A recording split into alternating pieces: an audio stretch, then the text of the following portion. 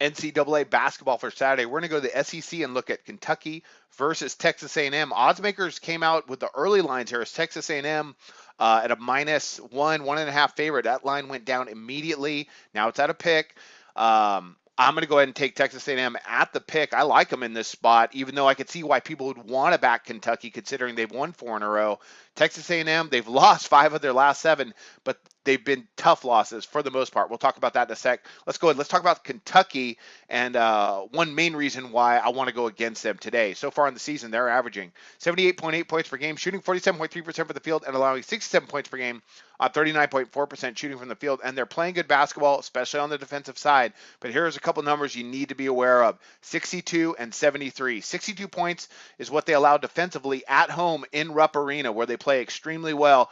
On the road, though, they allow 73 points per game. That's a big difference. Last year, they were better, and at Texas A&M, they still went to double overtime against a Texas A&M team that I don't think was as good as they are this year.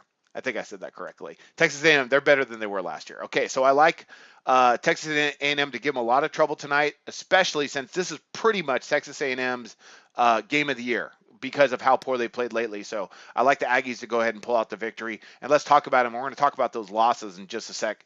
The Aggies on the season, they're averaging 75.9 points per game, shooting 45.8% for the field, and allowing 65.4 points per game on 40.5% shooting for the field. Now, they play a lot better at home. Of course, naturally, it's NCAA basketball. But what I like about them is this game is huge for them, first of all. Second of all, they've only lost 1 game at home all season.